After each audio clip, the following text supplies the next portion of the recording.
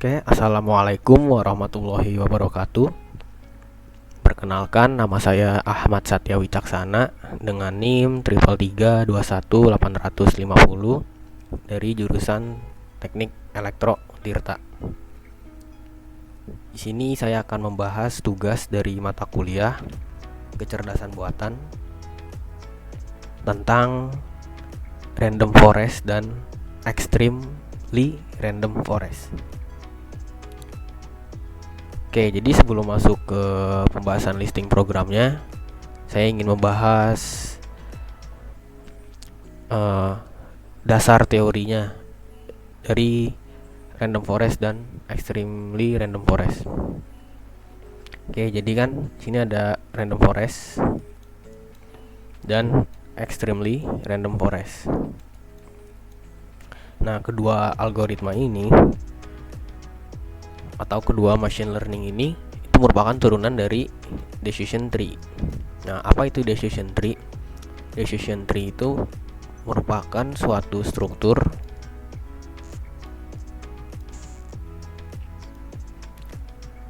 yang membagi dataset ke beberapa cabang.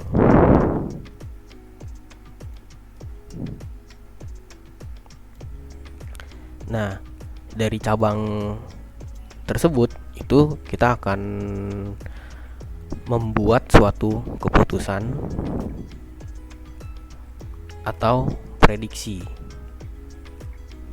Nah, seperti itu. Jadi kalau random forest dan extremely random forest itu sebenarnya sama aja, cuma nanti beda cara pengambilan keputusannya. Jadi RF dan ERF ini merupakan suatu struktur yang terdiri dari beberapa decision tree. Jadi misalnya ini decision tree.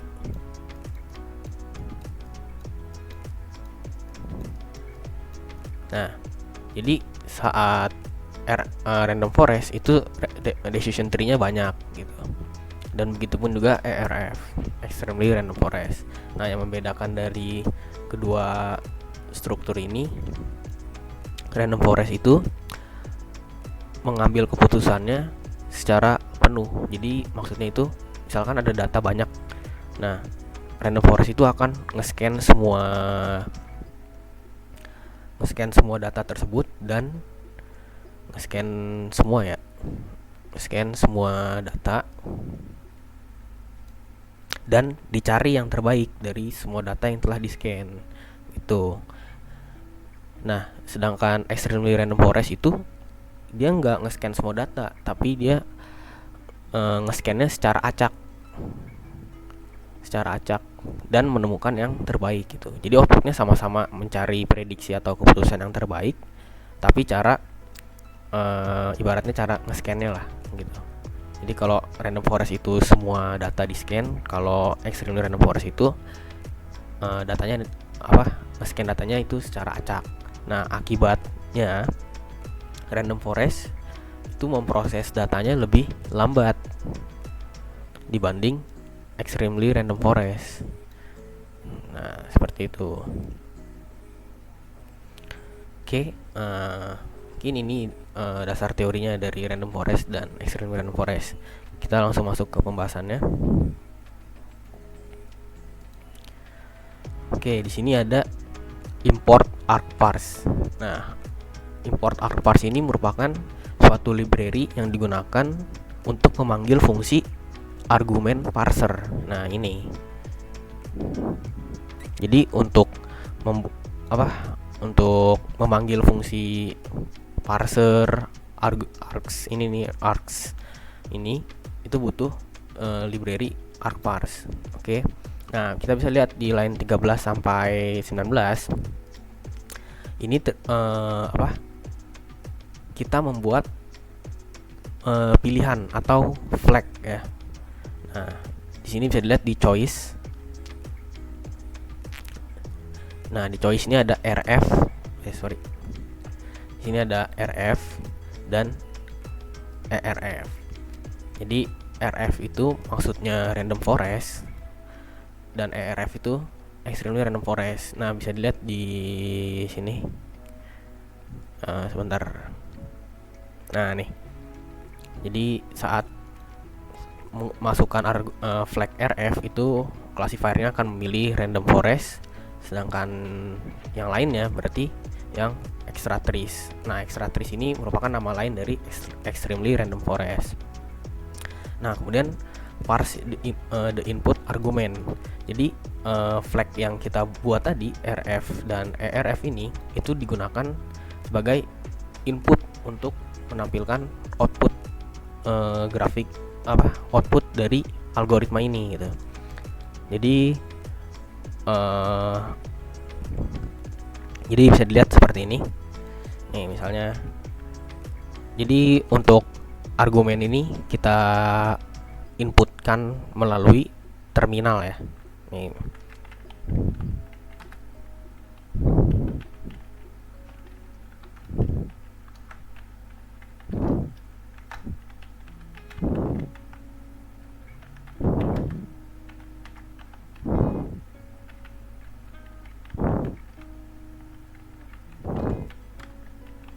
Oke.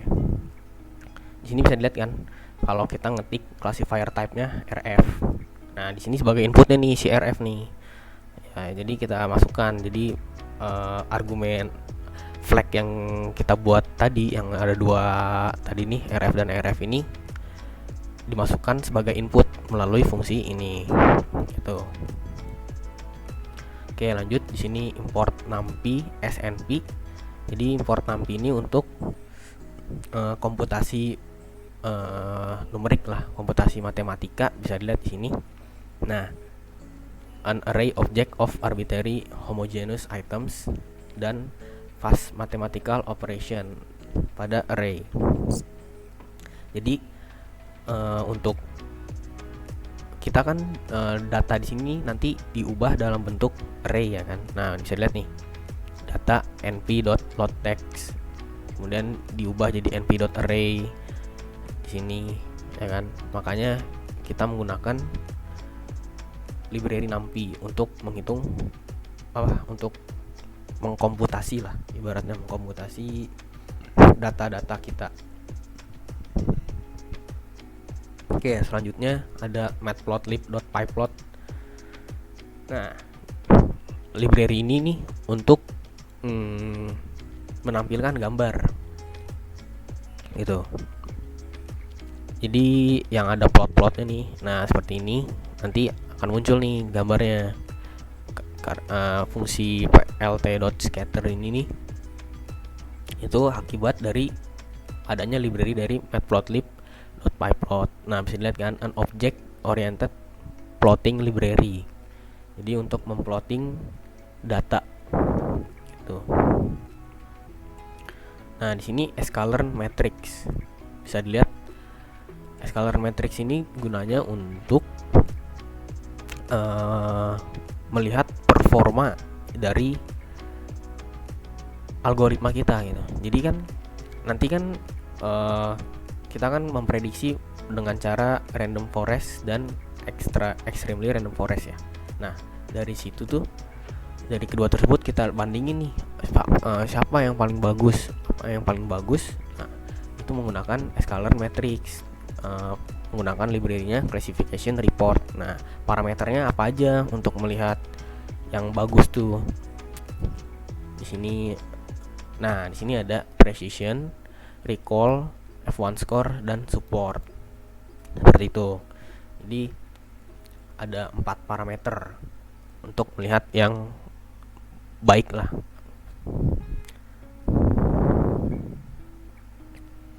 Oke, lanjut. Nah, scalar ensemble, kemudian import random forest classifier, extra trees classifier ini untuk memanggil klasifikasinya ya.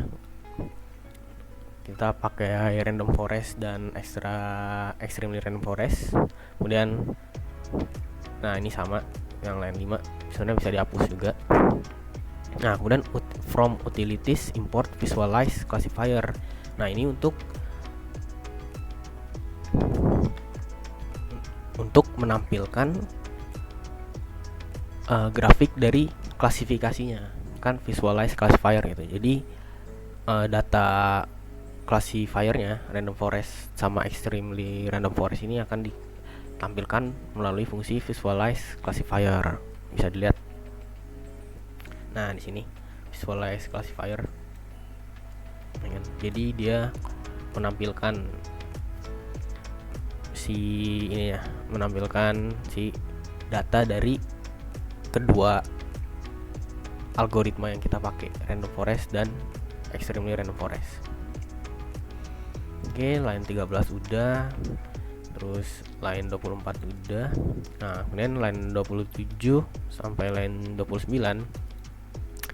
ini merupakan digunakan untuk menginput datanya gitu. Jadi data random forest.txt ini.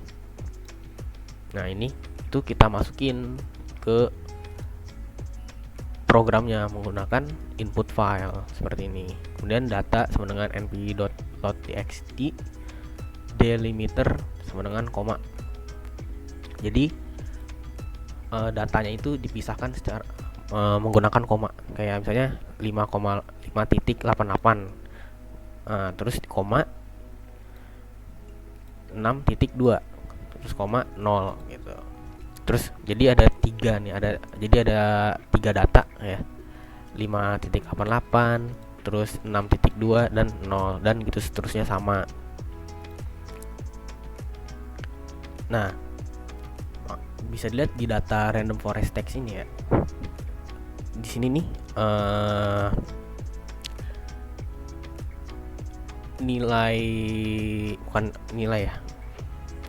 angka kedua angka dari kiri ya.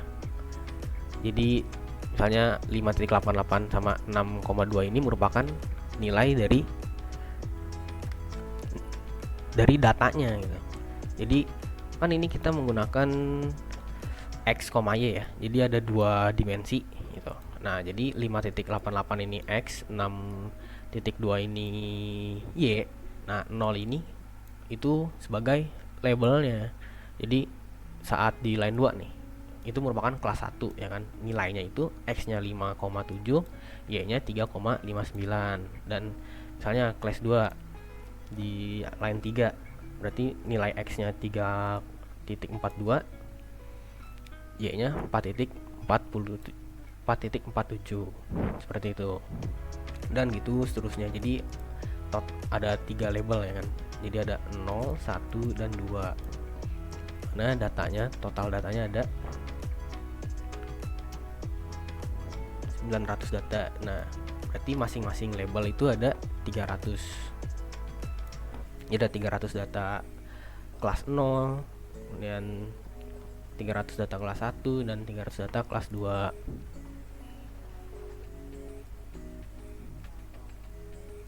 Nah, nih kan di line 32 bisa dilihat memisahkan input data menjadi 3 kelas berdasarkan labelnya yang tadi. Nih, kelas 0, kelas 1, kelas 2, berarti 5.88 sama 6,2 itu merupakan kelasnya 0 gitu, dan seterusnya. Nah, di sini ada visualize input data kan. Plot scatter di sini kelas 0 ya. Face colors white, edge color black, line width 1. Nah, face color ini berarti bentuk backgroundnya itu putih ya. Kemudian garisnya itu warna hitam, ketebalannya itu 1. Nah, bentuknya ini dia S atau square. Jadi kelas 0 itu dilambangkan dengan square atau kotak.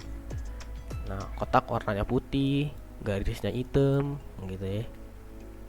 Dan kelas 1 nih sama nih, face colorsnya, edge colornya, line widthnya. Yang bedain hanya lambangnya aja. Kelas 1 dilambangkan dengan lingkaran dan kelas 2 dilambangkan dengan pangkat dalam matematika gitu. Atau kalau di sini jadi segitiga. Dan plot detail input data. Nah, bisa dilihat nih ya. Ini kan kita kita masukkan nih datanya pakai yang RF dulu.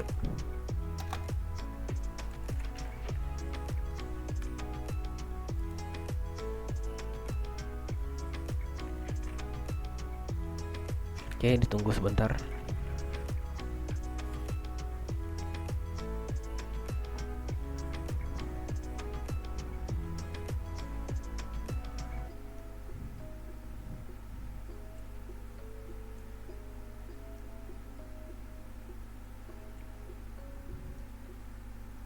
Oke, ada error sebentar.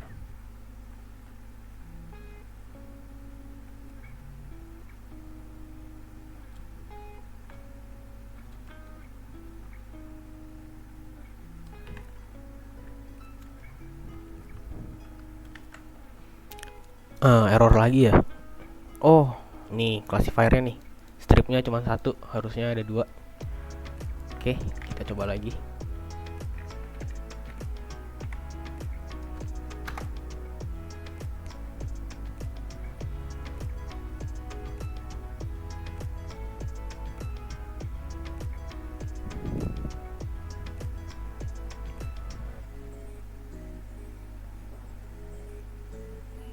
Oke, ditunggu sebentar. Oke. Nah, nih input datanya.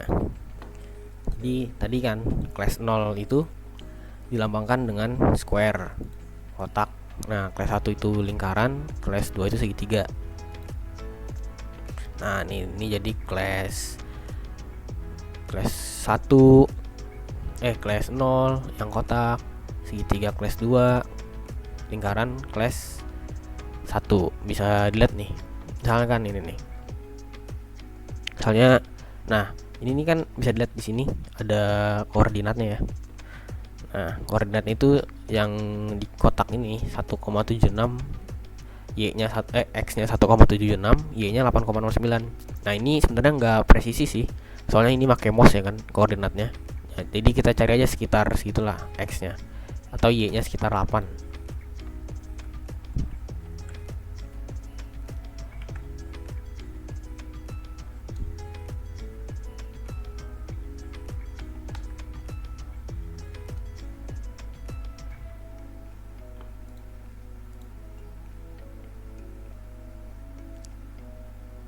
Oke, kita cari yang x-nya sekitar 1,8, y-nya 8,0 ya.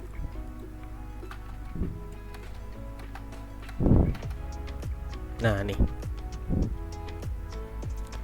Ini kan x-nya 1,77, y-nya 8,05. Nah, ini sekitar seginilah titik koordinatnya. Y-nya 8,05 ya. Jadi ini karena pakai mouse gitu ya, jadi nggak presisi gitu. Dimana dia ini class-nya 0, bener kan? Class 0 itu dilambangkan dengan square atau kotak. Nah gitu, berarti ini bener nih gitu. Dan coba nih segitiga nih, segitiga x-nya minus, y-nya 2 misalnya. Jadi kita cari aja nih x-nya yang minus 0, nah ini minus 0,08, 2,08. Nah ya kan, sama lagi tadi itu kita pakai mouse itu jadi nggak presisi gitu ya. Nah ini dilambangkan dengan kelas 2 datanya ya kan, jadi bener sesuai lah. Dan lingkaran misalnya di sini. Nah ini sekitar 10 lah y-nya, x-nya sekitar 10. Nah nih 10,08, 2,87. Nah sekitar segitu kan, sama gak ya kan. Kemudian ini kelasnya 1 dilambangkan dengan lingkaran gitu. Oke, di sini kemudian oh iya, ini belum dijelasin yang tadi nih ya, scalar model selection trend test split. Nah, fungsi library ini untuk memanggil fungsi trend test split ya. Nah, jadi gunanya itu untuk membagi dataset menjadi 2, yaitu data training, ini ya, data training dan data test gitu. Nah, bisa dilihat di sini trend test split x, y. Kemudian ukuran tesnya, ukuran dataset tesnya itu 0,25 atau 25%. Jadi kalau data set tesnya 25%, berarti kan data set trainingnya itu 75%, ya kan? Seperti itu. Nah, kemudian random state-nya sama dengan 5. Nah, random state ini gunanya untuk bisa dilihat di trend test split. Nah, nih, control the shuffling applied to the data before applying the split. Nah, jadi sebelum dibagi menjadi dataset test dan dataset training, itu diacak nih, data 900 data ini diacak sebesar 5 gitu. Jadi gitu gunanya random state. Nah, kemudian line 51 sampai line 55 itu udah tadi, ini sebagai pengetik inputnya ya tadi ya. Dimana kalau RF kita ngetik classifier type-nya RF itu berarti random forest, dan kalau ERF itu sebagai extra trees atau extremely random forest. Nah, kemudian di line 57 sampai 58 itu untuk memvisualisasikan data, ya kan. Visualisasikan data training. Nah, nih bisa dilihat di sini. Nah, ini outputnya. Nah, bisa dilihat nih, ini rada banyak nih, karena 75% dari 900 itu ya banyak lah ya, banyak gitu.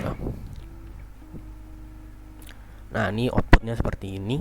Nah, nanti dilihat juga nih perbedaan antara backgroundnya, kan ada background hitam, putih, dan abu-abu, ya kan. Kalau hitam itu class 0, putih class 2, abu-abu itu class 1. Nah, ini kan gambarnya lurus gitu ya, bagus lah, smooth. Nah, nanti dilihat gitu perbedaannya, tapi nanti. Oke, ini yang training dataset.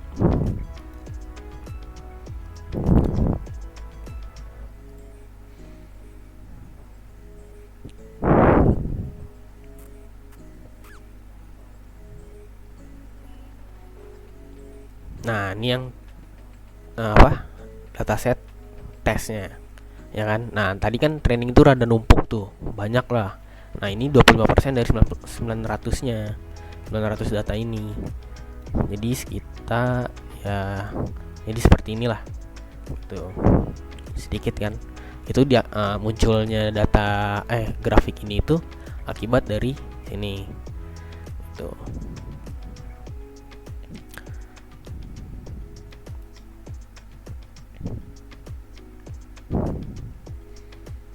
Jadi, nah, dataset tes ini itu bisa juga disebut sebagai data yang kita prediksi gitu. Jadi data training kan, misalnya kita latih nih AI-nya dari kelas 0, kelas 1, kelas 2 tuh mana aja sih gitu. Nah, dataset tesnya ini nih merupakan hasil dari prediksinya gitu. Nah, kan kayak misalnya ini kan warna kuning ini nih, orange ini kan melambangkan kelas 1 ya.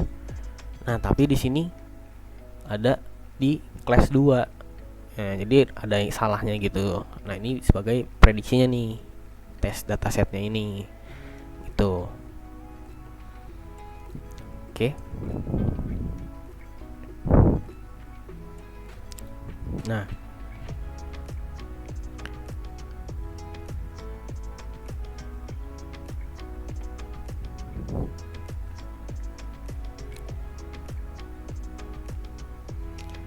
Nah, dari dataset tes dan dataset training itu muncul performanya gitu.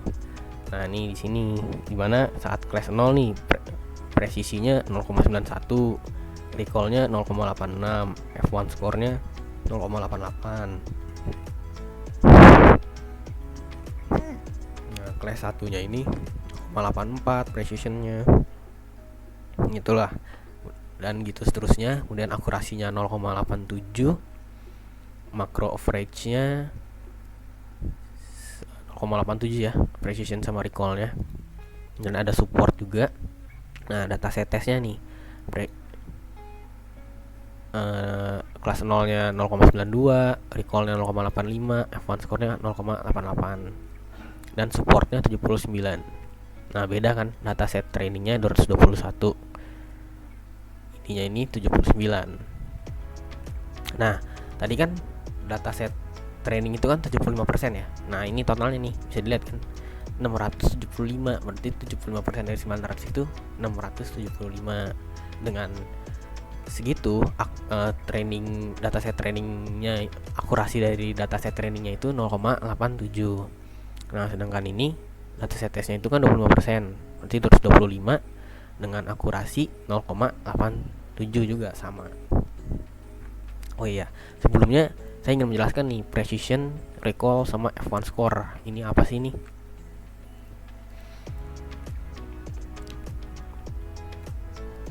Oke, jadi kan ada precision, recall, dan F1 score. Nah, misalkan kita akan memprediksi orang positif COVID ya, positif COVID-19 lah. Jadi kan misalnya ada dua data nih, data positif dan data negatif misalnya. Nah kemudian diprediksi nih sama si random forest sama artificial intelligence lah misalnya. Nah maka akan ada 4 parameter, yaitu true positif, true negatif, false positif, dan false negatif. Nah true positif ini jadi diprediksinya positif dan datanya juga ada di positif sesuai gitu. Nah kalau TN itu true negatif, berarti diprediksi negatif, datanya negatif. Nah false positif itu kalau yang false positif ini dia itu memprediksi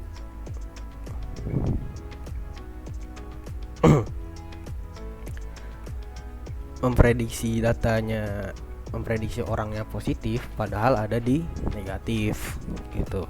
Jadi dia nih deteksi nih si orangnya kena positif COVID lah padahal dia negatif gitu.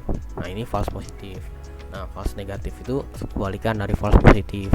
Jadi saat dia mendeteksi orangnya negatif ya kan, nah padahal orang itu positif gitu. Nah precision itu merupakan perbandingan antara yang benar gitu ya, positifnya nih true positif kan diprediksi positif dan datanya benar ada di positif kan. Jadi nilainya perbandingan antara true positif dibagi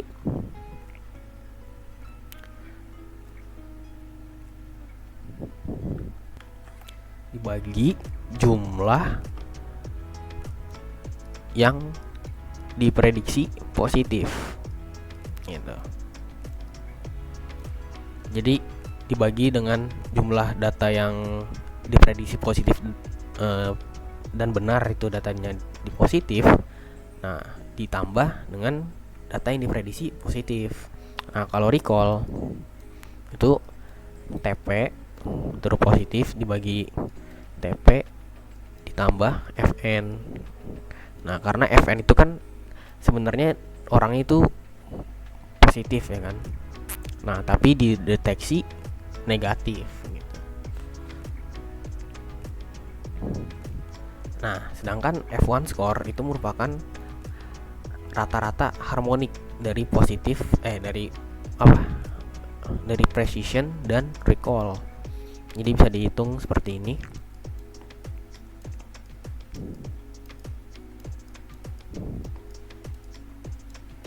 Nah ini perhitungannya, coba kita tesnya.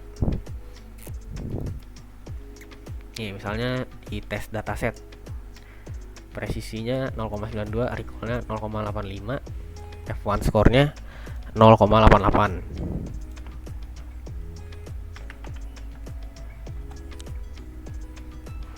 Oke.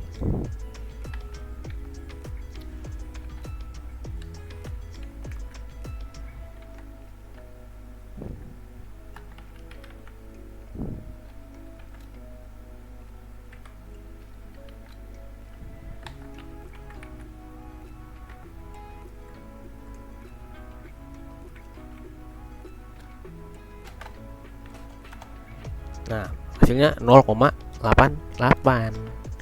Bener ya, berarti F1 skornya gitu. Jadi seperti itu perhitungan F1 score. Kemudian di sini compute confidence. Jadi kita masukin lagi contoh apa? Kita kasih sampel lagi lah ibaratnya. Dengan ada 1 2 3 4 5 6 ada 6 contoh. Contoh pertama itu di sumbu 5,5, contoh kedua 3,6, 6,4 dan seterusnya. Nah ini hasil outputnya. Jadi kan tadi nih dimana dari data training yang 75% tadi itu dilatih kan nih AI-nya, dimana jadi region kelas 0 itu dari sekitar 4 berapa nih, sekitar 4,4 lah, sekitar 4,4 dan ke sini gitu. Nah, kalau kelas 1 itu di sini, kelas 2-nya di sini gitu. Jadi dari di training itu kita masukin nih 5,5 itu masuk ke kelas berapa sih gitu kan. Nah, ini 5,5 kan. Ya sekitar segitulah kan, X-nya 4,97, Y-nya 5,01 karena pakai mouse ya kan. Ini nggak presisi jadinya. Nah, sekitar segitu sumbunya. Dia ini ada di kelas 0. Kelas 0 kan regionnya hitam. Bener nggak sih? Oke, nah kelas prediksinya itu kelas 0, berarti bener dong, ya kan? Kemudian 3,6 berarti di sini di kelas 0 juga. Oke, nah seperti itulah. Dan gitu seterusnya. Nah, ini tadi itu baru random forest ya kan. Dimana tadi bisa dilihat gambarnya kayak gitulah. Nah, untuk extremely random forest itu sama aja sebenarnya, data trainingnya, data testnya itu sama. Yang membedakan nanti prediksi dari regionnya. Oke, ditunggu dulu. Nah, ini input datanya sama lah ya. Soalnya kan input datanya sama dengan 900 data gitu. 900 data. Oke, karena sama. Kemudian nah, training datasetnya nih juga sama lah pasti. Nah, yang ngebeda ini gambar ini ya nih. Si ini ya. Region ya, region 0. Nah, tadi kan kalau region 0 itu kan di 4,4 ya. Di 4,4 sekitar segini. Nah, sekarang di 5,5 Y-nya. Nah, kemudian gambarnya nggak lurus gitu. Jadi kayak ibaratnya kayak gunung lah, gak rata. Jadi seperti itu. Nah, ini trainingnya sama, caranya juga sama. Jadi di training dulu, nanti diprediksi oleh dataset testnya.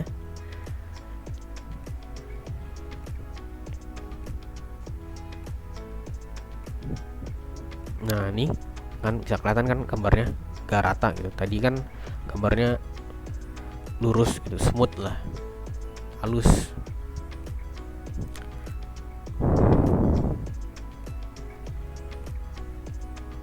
Nah, ini deh ya. Mana tadi ada di sini Y-nya 4,7. Tadi Y-nya di 4,4 ya, in test data point-nya. Beda kan. Ini gambarnya ini kayak gini. Ya kan? Region-regionnya. Nah, seperti itu. Kemudian seleksinya bener gak nih? Misalnya 4,4 di kelas 2. Nah, ini berarti X-nya 4, Y-nya 4 di kelas 2. Nah, bener nih berarti sesuai dong prediksinya. Nah, yang ngebedainnya tadi random forest sama extremely random forest itu, kenapa gambarnya kayak gini? Karena tadi perbedaan di cara prediksinya gitu nih. Nih cara prediksinya. dimana random forest itu memprediksi semua data, ya kan. Nah kalau ERF ini secara acak. Nah sehingga algoritma extremely random forest itu ibaratnya lebih bebas untuk memprediksinya gitu. Makanya random forest itu lebih, karena semua data ya diprediksi itu jadi smooth gitu, jadi halus lah gambarnya. Nah sedangkan extreme random forest ini lebih acak, seperti itu. Nah untuk nilainya ya, F1 score, prediction sama recall itu sebenarnya nggak beda jauh sama random forest sama dan extremely random forest. Misalnya nih kita lihat sini training datasetnya akurasinya 0,85. Nah di sini 0,87 ya kan, nggak beda jauh lah, beda 0,02. Kemudian tesnya 0,87. Nah di sini sama 0,87 juga gitu. Jadi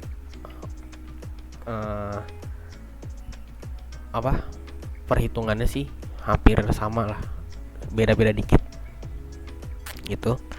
Nah yang ngebedainnya nanti kegunaannya datanya sendiri. Kalau extremely random forest itu gunanya untuk data yang banyak gitu, data yang banyak. Jadi misalnya ada jutaan data lah atau ribuan data, itu harus diolah untuk memprediksi, itu harus diolah menggunakan extremely random forest dibandingkan random forest, karena tadi itu dia itu memprediksinya secara acak, jadi bisa cepat lah. Nah coba bayangin aja random forest, misalnya datanya ada 1.000.000, itu mau berapa lama gitu komputer ngolahnya, seperti itu. Nah udah, kemudian tadi visualize classifier ya. Nah ini tes data pointnya tadi udah, print confidence measure-nya ini confidence measure-nya kan, dia untuk menampilkan hasil prediksinya dari si contoh ini nih, contoh array-nya. Dan visualize data points. Nah ini buat tadi memvisualisasikan grafik dari si tes data point ini, apakah sesuai dengan kelas 0, kelas 1, dan kelas 2. Nah seperti itu. Oke, mungkin itu saja ya dari penjelasan saya. Mohon maaf jika ada kesalahan penjelasan atau kesalahan kata gitu, mohon dimaafkan. Sekian dan terima kasih. Wassalamualaikum warahmatullahi wabarakatuh.